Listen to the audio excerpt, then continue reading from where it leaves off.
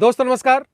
65 लाख साल हजार मानव जाति की ये विशेष श्रृंखला जो आज आदि मानव से रोबोट तक की अपनी दूरी पार कर चुकी है।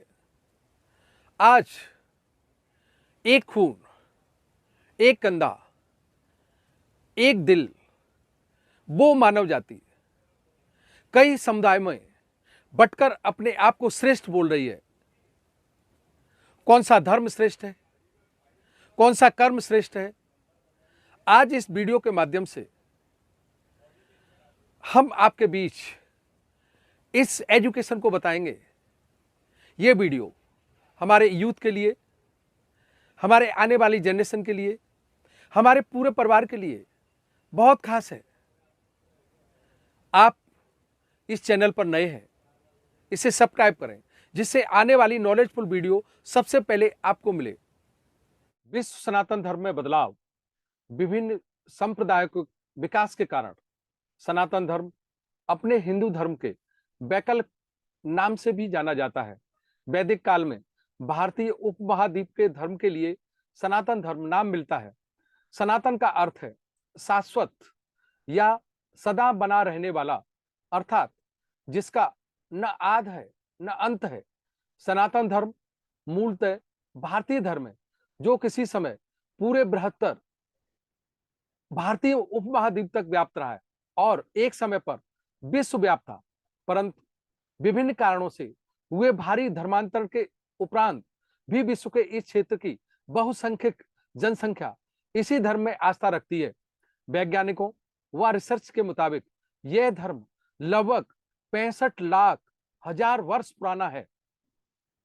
वो हमारे पूर्वज आदि मानव कपड़े नहीं पहनते, बोलना नहीं जानते, खाना नहीं जानते, किस तरीके से उनका आपसी व्यवहार होगा ये नहीं जानते थे। एजुकेशन बढ़ती गई, हम लोग आगे बढ़ते गए, सभ्यता बदलती गई, कई संप्रदाय लगातार बीच बीच में आते रहे और हम अपने आप को अपडेट करते करते रोबोट की दुनिया तक आ गए। मेरे भाई, इस सनातनी धर्म में हिंदू या इंदु शब्द सिंधु नदी से लिया गया है जो भारत के उत्तर पश्चिम भाग में बहती है। यूनानी इस नदी के पार के लोगों का उल्लेख सिंधु नदी के नाम पर इंदु के रूप में करते थे। चूंकि इस सिंधु नदी को स्थानीय रूप से सिंधु कहा जाता है, इसलिए लोगों का सिंधु भी कहा जाने लगा। हालांकि अरबी लोग सिंधु नदी के पार के लोगों को अल हिंद कहते थे, जिसे बाद में हिंद या हिंदू कहा जाने लगा। हिंदुओं की भूमि को हिंदुस्तान कहा जाता था, जो बाद में संभवतः ब्रिटिश आक्रमण के बाद भारत बन गया। इस नदी के आसपास की सभ्यता को स्थानीय भाषा में सिंधु सभ्यता का नाम भी दिया गया, जिसका वैश्विक अर्थ में सिंधु घाटी सभ्यता है। सिंधु शब्द का अर्थ समुद्र है। ऐसा भी कहा जाता है कि तीन ओर से समुद्र से घिरे लोगों को सिंधु कहा गया, जो बाद में हिंदू बन गए। हमारे वेदों के अनुसार इसे सनातन धर्म कहा जाता है, जो वास्तव में मानवता की भलाई के लिए अपनाए जाने वाले सिद्धांतों का एक समूह है जो वेदों में निर्धारित है। धर्म वह चीज है जो किसी के द्वारा स्थापित की जाती है और उसकी आरंभ तिथि होती है। सनातन धर्म से चला आ रहा है और इसकी उत्पत्ति के बारे में किसी को भी कोई जानकारी नहीं है। हिंदू पौराणिक कथाओं की कई किंवदंतियों में से एक में ब्रह्मा को सुनहरे अंडे से पैदा हुआ कहा गया है, जिसे सर्वोच्च आत्मा और स्वयं अस्तित्व वाले भगवान ने एक बीज में पृथ्वी के पानी को जमा करके बनाया था। कोट शब्द का अर्थ प्रकार, यानी हिंदुओं के 33 प्रकार के देवता हैं। कोट शब्द को ही बोलचाल की भाषा में करोड़ में बदल गया। लोग इसीलिए मान्यता प्रचलित करने लगे कि कुल 33 करोड़ देवी देवता हैं, लेकिन 33 प्रकार के देवी देवताओं में 8 वसु, 11 रुद्र, 12 आदित्य, इंद्र और प्रजापति इस तरीके से हिंदू देवी देवता हैं। इन्हें 33 प्रकार से कहा जाता है, न कि 33 करोड़ से। कर्म और उसके फल का संयोग करने वाला ईश्वर कण कण में व्याप्त है। कुछ उसे ईश्वर कहते हैं, कुछ अदृष्ट, कुछ अपूर्व। ईश्वर ही सृष्टि करता है, पालता है, प्रलय करता है। ईश्वर मनुष्य को ज्ञान भक्ति देकर कृतार्थ करता है। ईश्वर के विभिन्न नाम व रूप है, किंतु उन सब का ईश्वर एक है।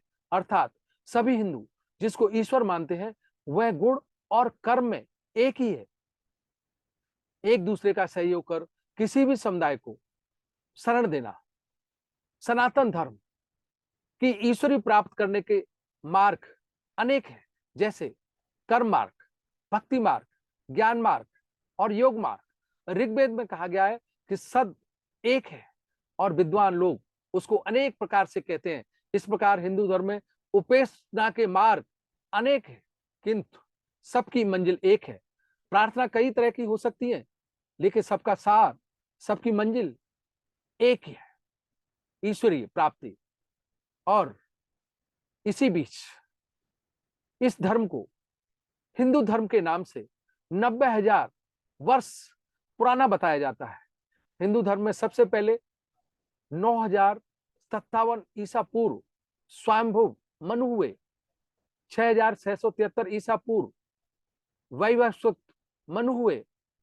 पौराणिक मान्यता के अनुसार भगवान श्री राम का जन्म 5,114 ईसा पूर्व और श्री कृष्ण का जन्म 3,112 ईसा पूर्व बताया जाता है।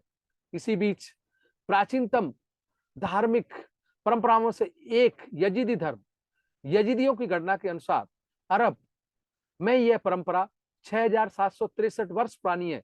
अर्थात ईसा के 4,748 वर्ष पूर्व यहूदियों, ईसाइयों और मुसलमानों से पहले यह धर्म की परंपरा सनातन धर्म के साथ चली आ रही है। इस धर्म को इसकी एक शाखा माना जाता है। इसी सनातन से जैन धर्म महान भारत के सबसे पुराने धर्मों में से एक है। इतिहासकारों के अनुसार यह 5,000 वर्षों से भी पुराना है। साथ ही यह भी माना जाता है कि जैन धर्म की उत्पत्ति 3,000 ईसा पूर्व सिंधु घाटी सनातनी सभ्यता के समय से हुई थी। जैन धर्म हमें सच्चा और ईमानदार होना सिखाता है।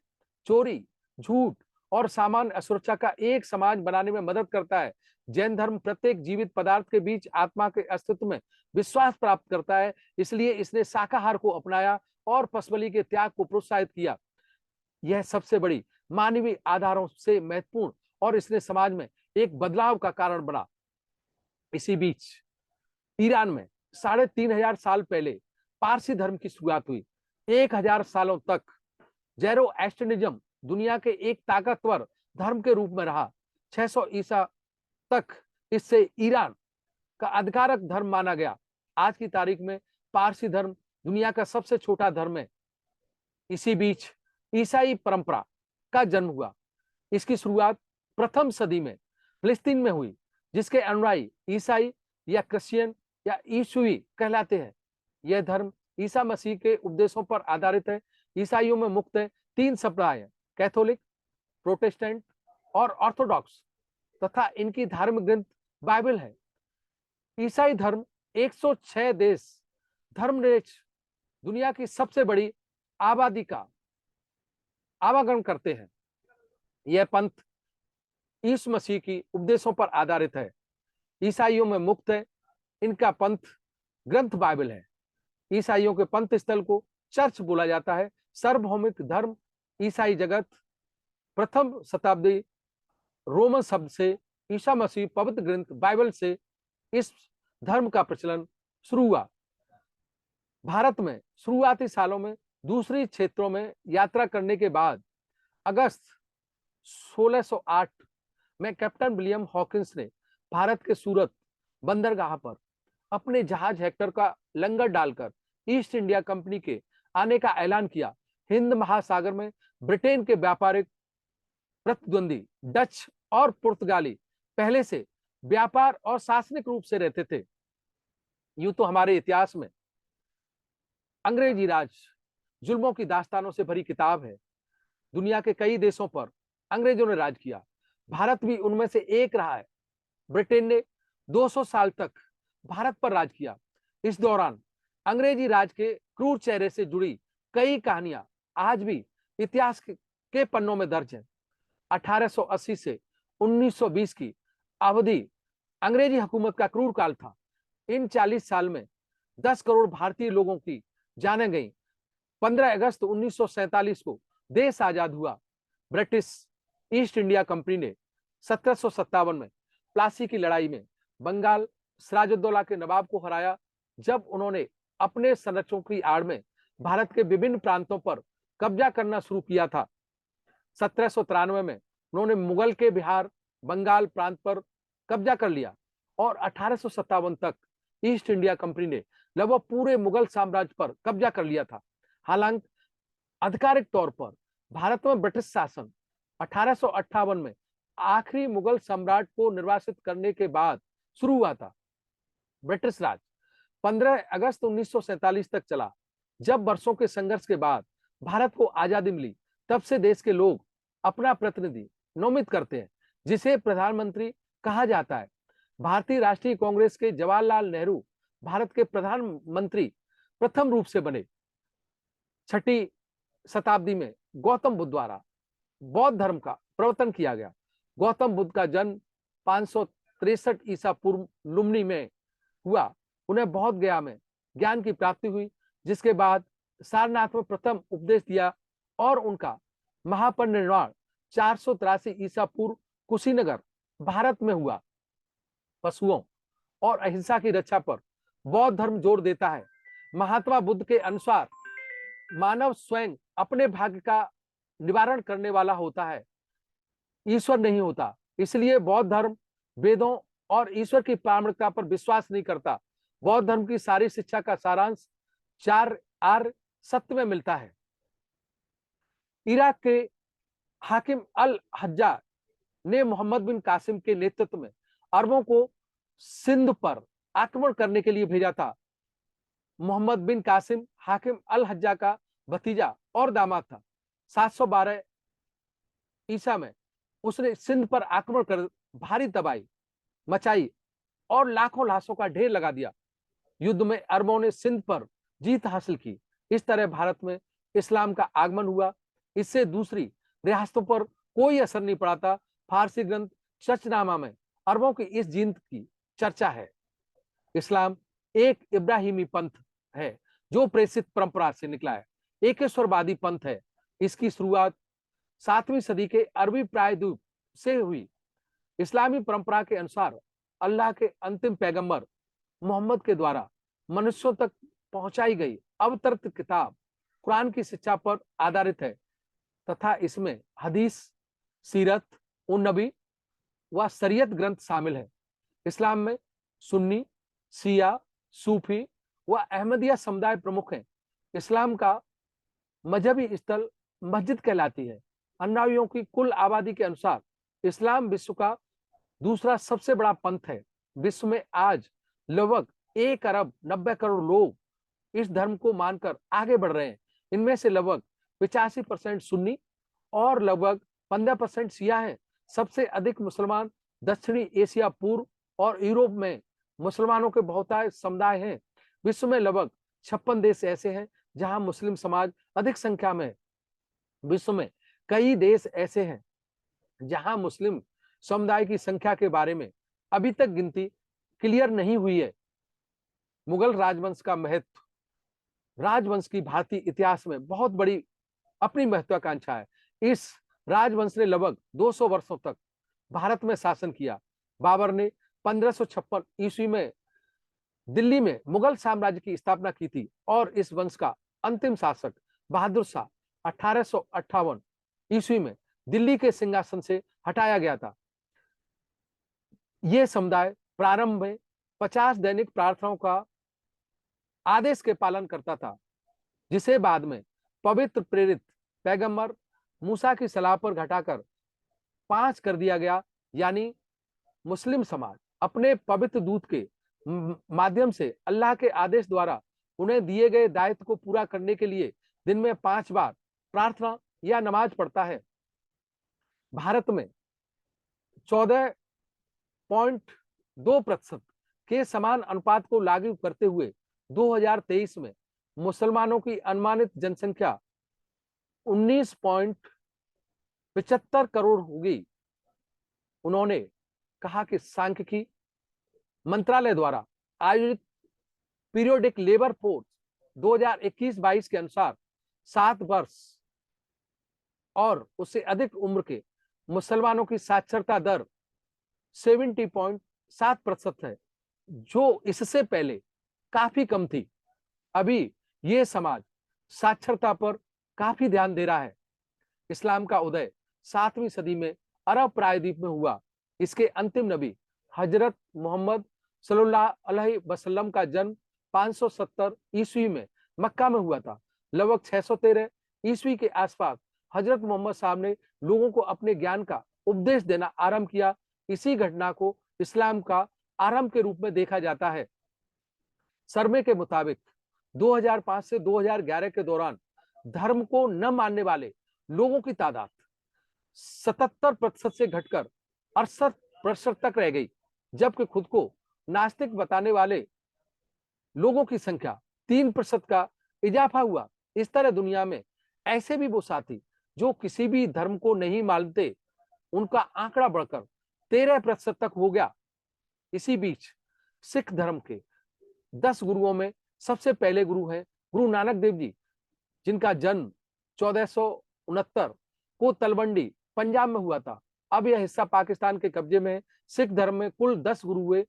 अंतिम गुरु गोविंद जी थे। वैश्विक विचार सनातन से इस धर्म की एक शाखा है।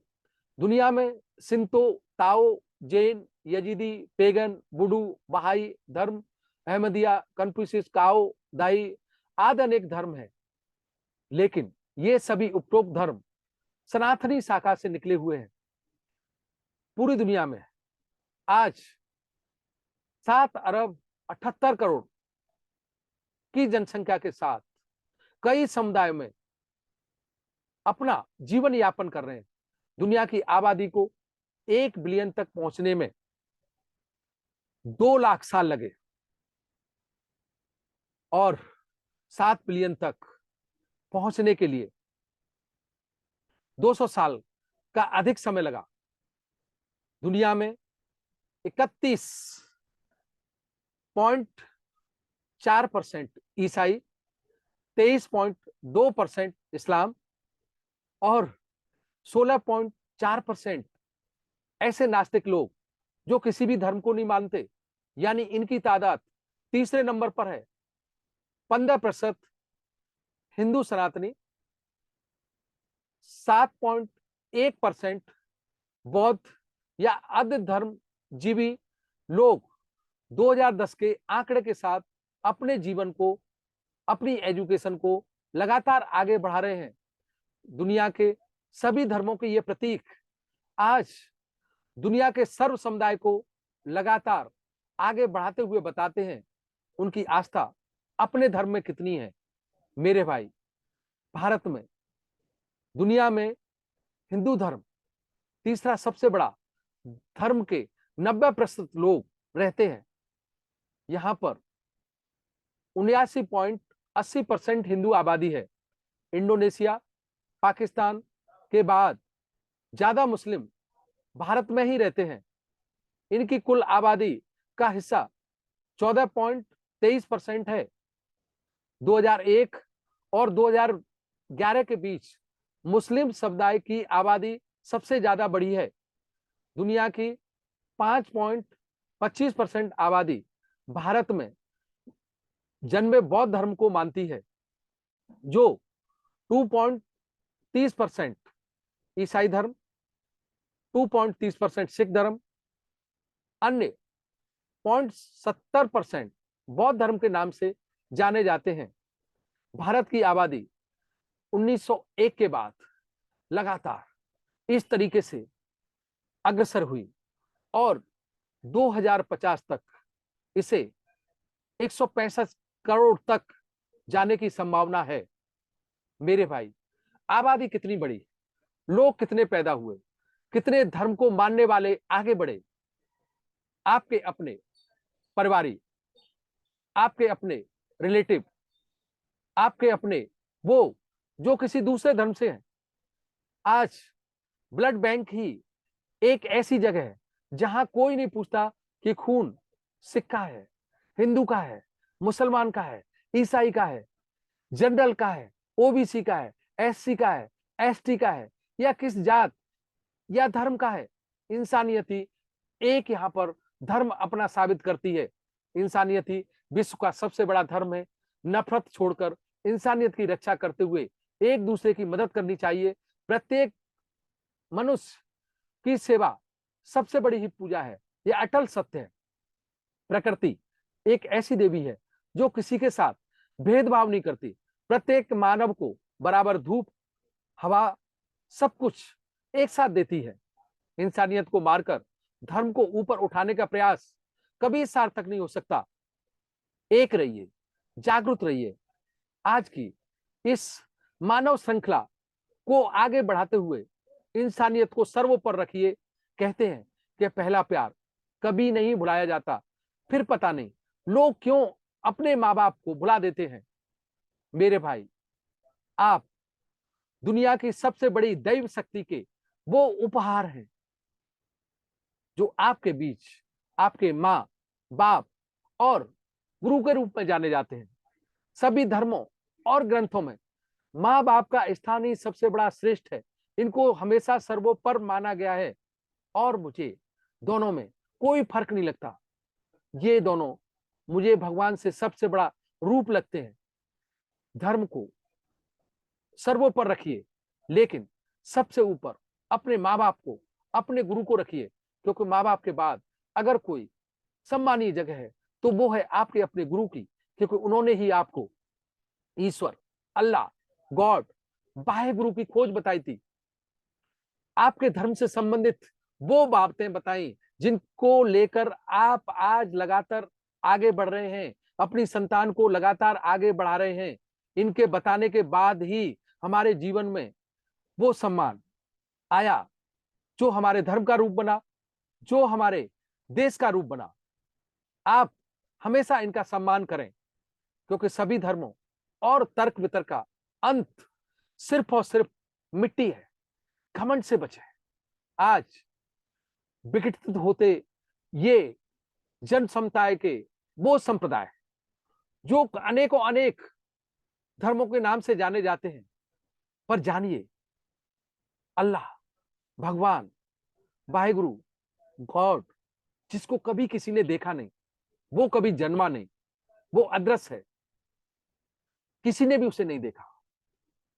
वह सिर्फ हमारे धर्म गुरुओं का दिया हुआ एक विश्वास है, एक शक्ति है जो हमारे बीच में कई धर्म समुदायों के माध्यम से बटा हुआ है। अनेकों नाम से हम उसे जानते हैं। वो हमारी पहचान है। हमें उनके साथ, उस विश्वास के साथ लगातार आगे बढ़ना है।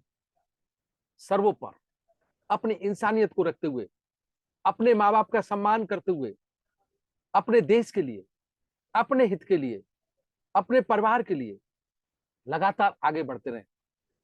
मैं अचल शर्मा सभी धर्मों का सम्मान करते हुए आज इस वीडियो को आपके परिवार में, आपके आने वाले जनरेशन के लिए, आपके अपने लिए प्रेजेंट कर रहा हूं दिल से। आप इसे समझने का प्रयास करें। इंसानियत सर्वोपर है। धर्म जरूरी है, परंतु ये हमारा कर्तव्य है, व्यक्तित्व नहीं। आप इसे अपने अंदर, अपने बाहर लाने का प्रयास करें। इंसानियत को सर्वोपर रखें। अपने माँ बाप, अपने गुरु का सम्मान करें।